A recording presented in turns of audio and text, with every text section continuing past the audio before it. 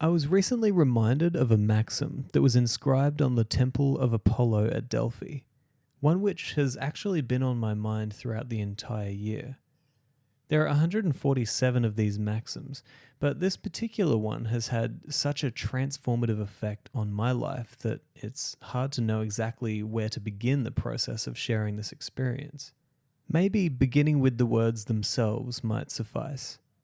The maxim simply reads, "Know thyself." Sometimes the simplest combinations of words can inspire within us the most significant changes.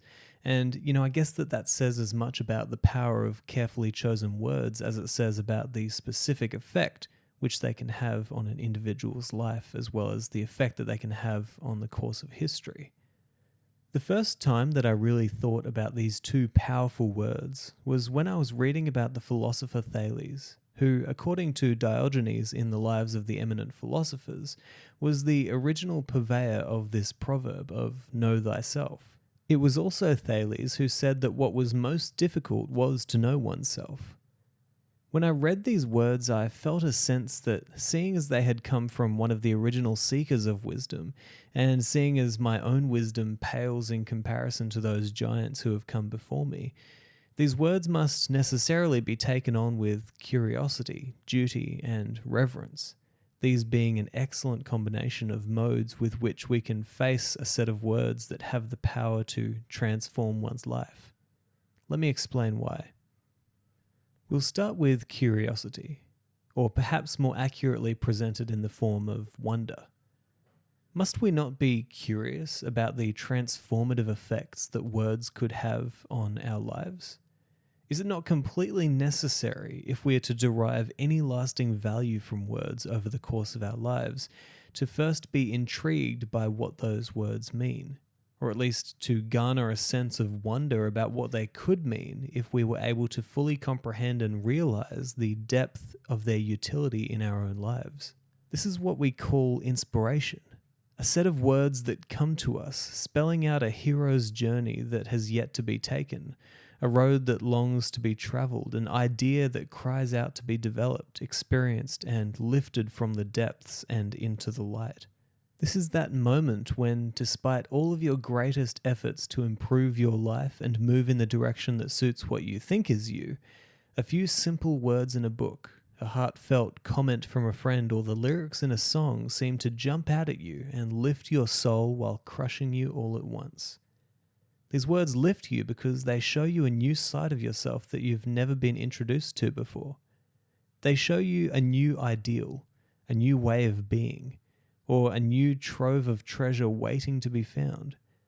But, as we all know, every cave full of treasure is guarded by a dragon, and that's why inspiration or curious combinations of words also by necessity must crush you. Because you're not who you need to be in order to live up to that new ideal, that new adventure. You don't have what it takes. Yet. And as such, you'll need to let some parts of you die so that other parts of you can be born, the parts which are necessary for the task at hand. This is where duty comes into the picture. You've received inspiration. You're captivated by words which tell a new story. And you're also frightened by who you'd have to become in order to live up to that new ideal. But a part of you knows that if you don't accept the call, then something within you will be lost. And the part of you that would be lost is the very part of you that would flourish if you decided there and then to accept the call and to take that first step. But you don't take the first step because you'd feel guilty if you didn't, or because I tell you to, or because your family would judge you if you didn't. You take those first steps because there's something within you that knows that to not accept the call of adventure would be a moral crime, not only to the detriment of the people in your life who could benefit from you becoming everything you could become, but it would also be to the detriment of your own soul, the one thing that you have access to. This is the duty that is nested within every word, sentence, or paragraph that grasps your attention and makes you wonder, what could these words mean for me? It's the duty that we all have to grasp those moments and see what they could teach us, not only theoretically, but practically in our own lives. And finally, there is reverence.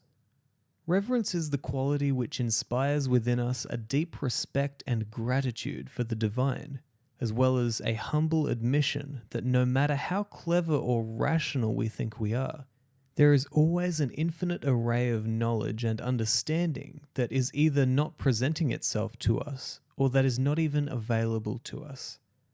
It is reverence which helps us to merge our wonder and our sense of duty harmoniously, and to face each moment in life with respect, vigilance, and care.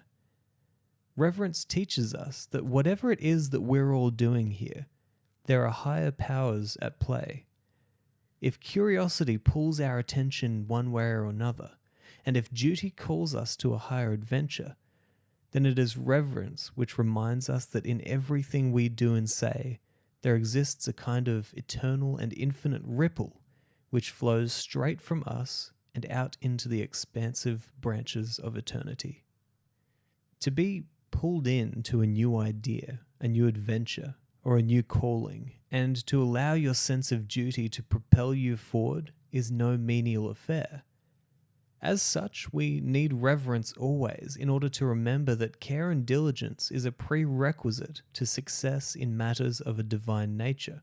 And seeing as we all possess a spark of the divine fiery logos, or the rational nature of the cosmos, there isn't a single thing that we do which cannot be labelled as divine by nature. Now, coming back to the maxim of maximal intrigue, to know thyself, don't these two words just grab you? Don't they sing into your soul? Do you wonder what they mean? Do you actually take a moment to consider the call to adventure which exists within these two words? Know thyself. What would it mean to actually know yourself? What would it mean to understand who you really are? Maybe it's impossible. Not least because what we are is completely impossible to understand, at least in totality. We're the most complicated creatures we know, and it's really difficult to know anything substantial about what humans are or what we are up to. But maybe with a little wit and wisdom on your side, you could grasp just a smidgen of who you are. Perhaps a seed, if you will. Maybe if you placed that seed in some fertile soil, rich in virtuous intention and a touch of wisdom, and maybe if you watered that seed with some care, attention, and contemplative thought once in a while, you could get a sense of the grandeur and force of such internal endeavors. And who knows, perhaps you'll even come to see that with such caretaking, what had started as a seed would soon grow into a towering tree of personal knowledge, giving you a confidence to face your life's unique challenges and a sense of belonging within this home we call the cosmos. But you don't get there unless you first nurture your sense of duty to these profound words. A duty to whom, you might ask? A duty to yourself, whatever or whoever that is. A duty to the part of you which yearns to be discovered. A duty to the people who have come before you, who somehow knew that to speak words of truth and wisdom would be a worthwhile pursuit, not only for them, but for generations to come. And don't you feel compelled to nurture such words within your soul, and to see where they lead you? Don't you feel it necessary to dig deeper and to pay such wisdom the attention and care that it deserves? And also, don't you feel a sense of reverence when you hear these words? Know thyself. Could a more divine path be taken? This is the path to personal enlightenment and to the liberation of your soul.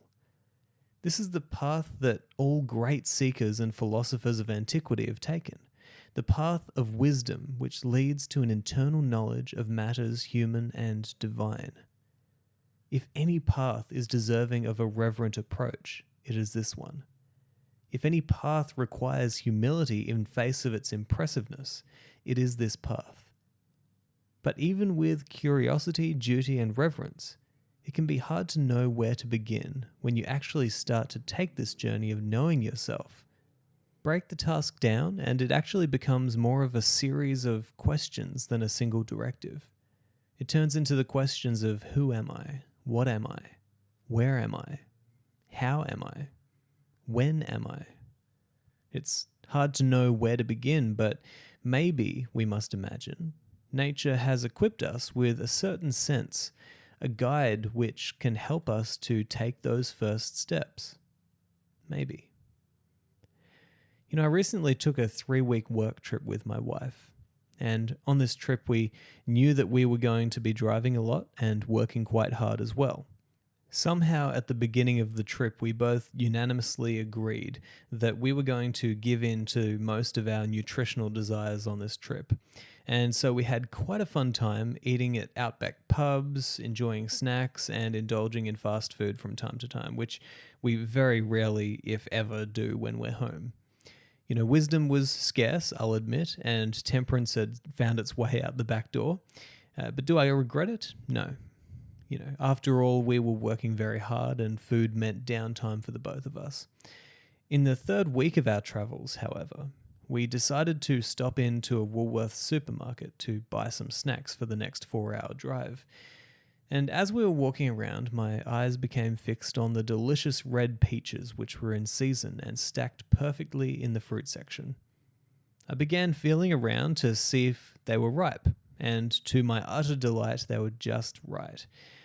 I remarked to my wife Jen that after more than 2 weeks of eating so many pub meals, snacks, and fast food, there was literally nothing that my body was craving more than the fresh peaches in front of me. And now that I have read that sentence, I'd like to wholeheartedly apologize because I have only just realized how sexually that could be taken. But moving on, I thought that this feeling was interesting because what it signified to me was the presence of a certain bodily knowingness that we have which becomes available to us if we're attentive enough to listen. My body was telling me it's time to get some fresh food in here. I tell you this story because the knowingness that we contain within and throughout ourselves exists not only for the purpose of telling us about the needs of our body. We can also tap into this infinite storehouse of wisdom in the everyday ebbs and flows of our lives. And it's my suspicion that the relationship which you build with that inner voice which guides your every move, that may just be the most important relationship you ever build. And I also believe that to the extent that you are able to learn and develop with that inner voice, you will know yourself, at least more than you do now. And to consider this idea further, you might think about the fact that every creature or plant in this planet seems to have their own sense of knowing, without which they simply wouldn't be able to manage. To us, this seems to be an unconscious knowing, like the way that the bird simply knows which way to fly in the winter, or the way that the newborn gazelle simply knows that she must walk, or at least stumble, within a few moments of being dumped into this new world. But when we think about such strange matters as how some trees change their color with the coming of each new season, or about how the monarch butterflies make a migration of over 3,000 miles each year, it would do us well to remember that at some point in our distant history, the history of the development of human beings, we were unconscious too. And this understanding, perhaps, is a precursor to the question of enlightenment. How can we get back there?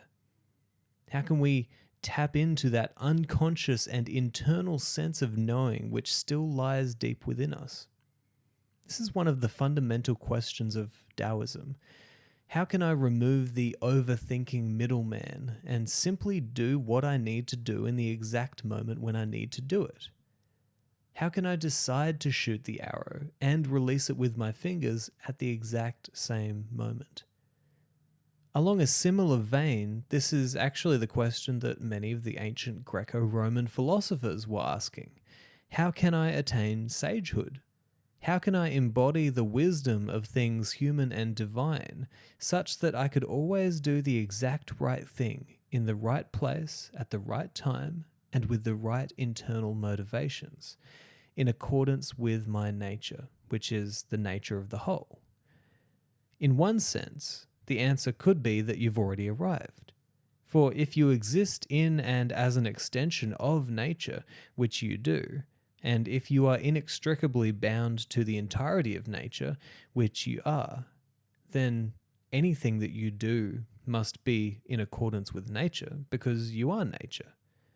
But despite our unwitting embodiment of the natural flow of the cosmos, there still exists within us a sense that something might not be quite right.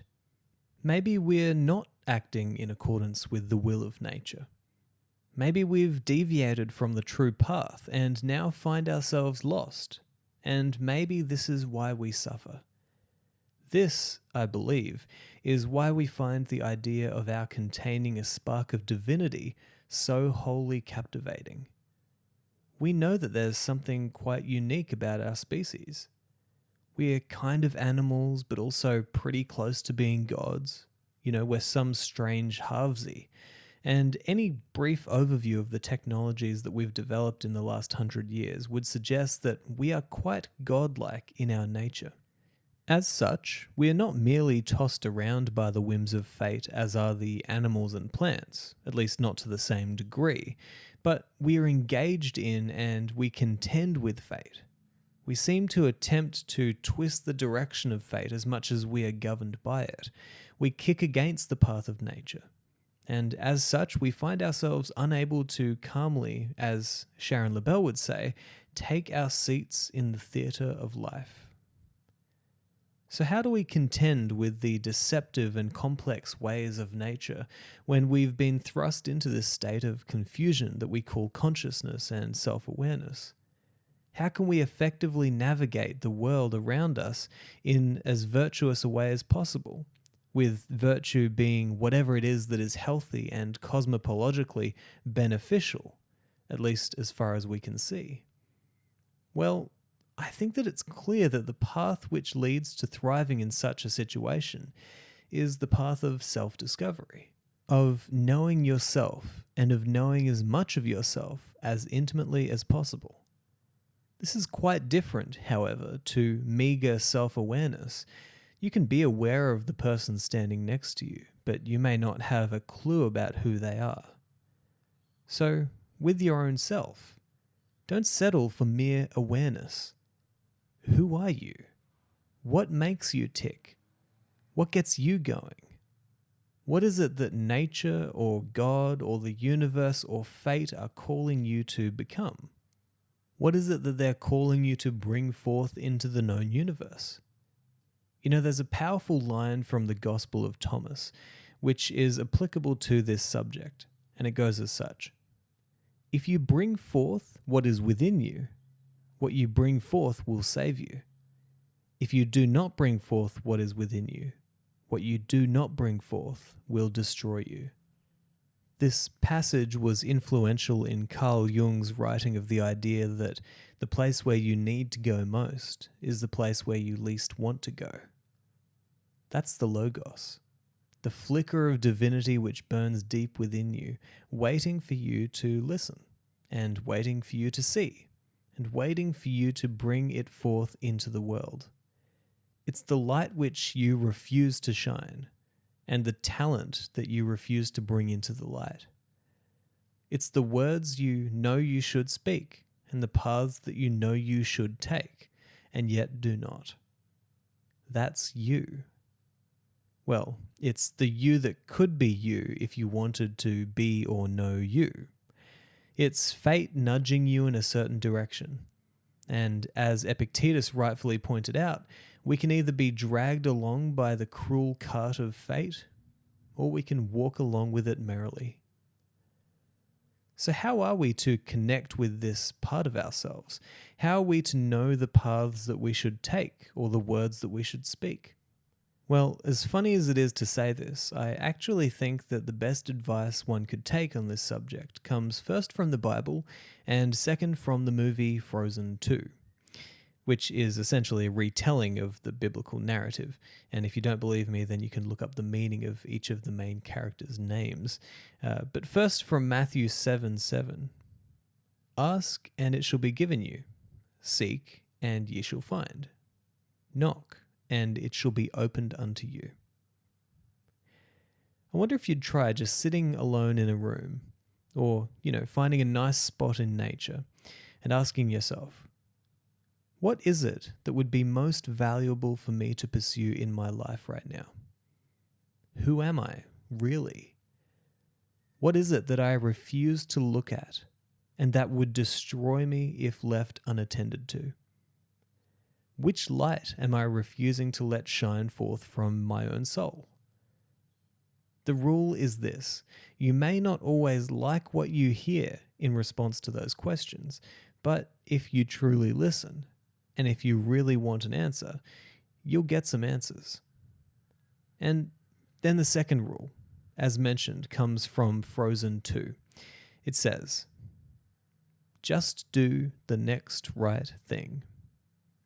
You might ask, right to whom? And what if what I perceive to be the next right thing isn't the best thing to do? To which I'd say that it's almost certain that the thing which you perceive to be the next right thing to do will not have the intended effect. But that's all you've got. It's the star that we all wish upon in every moment of our lives.